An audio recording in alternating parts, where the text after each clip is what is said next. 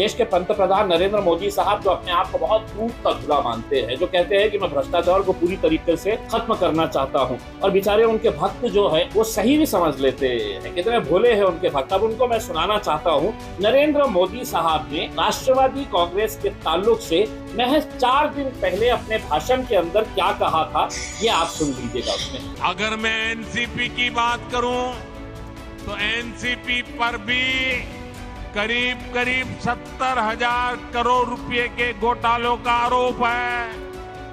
Maharashtra state cooperative bank घोटाला, महाराष्ट्र सिंचाई घोटाला, अवैध खनन घोटाला, इनकी लिस्ट भी बहुत लंबी है। इन पार्टियों के घोटालों का मीटर कभी डाउन ही नहीं होता।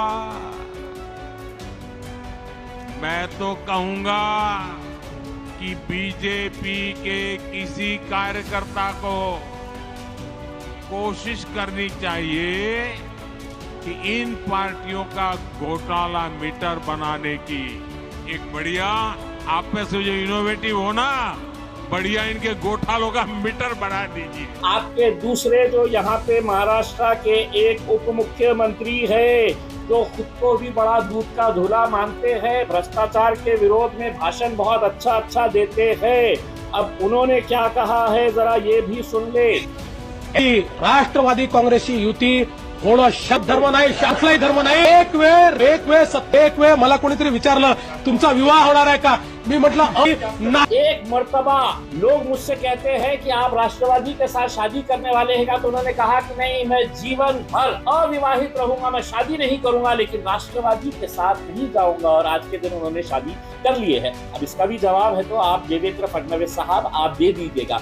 दरअसल ये है कि महाराष्ट्र की जनता को अब ये सभी राजनीतिक पार्टी समझती है कि इनके कान में बीड़ी है, इनको कुछ समझ में नहीं आता है। कभी कोई अलग अलग पार्टियों के साथ चला जाता है, सत्ता बना लेता है, सभी 6 बजे उठ के तो कोई सत्ता बना लेता है। अब ये इसके अंदर सवाल ये है कि 4 दिन पहले मोदी साहब ने बोला था, उसी नेता को, उसी राष्ट्रवादी कांग्रेस के भ्रष्ट नेताओं को आप अपनी पार्टी के अंदर ले जाते हैं तो वो दूध के धुले हो गए हैं। अभी कुछ देर पहले मैंने एनफोर्समेंट डायरेक्टोरेट को फोन किया और कहा कि हसन मुशर्रफ इंक्वायरी अब कहाँ पे पहुंची है। बोले क्या साहब, आप भी क्या मजाक कर रहे हैं, हम तो सिर्फ डरा रहे थे। हमने डरा के अपना काम निकाल लिया। एनफोर्समेंट डायरेक्टोरेट की जो इंक्वायरी है उनके खिलाफ अब हम बंद कर देने वाले हैं, क्योंकि हमारा काम यही है कि हम डराओ और सत्ता हासिल करो। तो यही काम महाराष्ट्र के अंदर चलता हुआ आ रहा है करके। अभी अजित पवार साहब ने प्रेस कॉन्फ्रेंस लेके कहा कि मोदी जी कितना अच्छा काम कर रहे हैं, विदेश में जाते हैं तो कितना उनका सम्मान होता है, देश के विकास में कितना अच्छा काम कर रहे हैं। अजीत दादा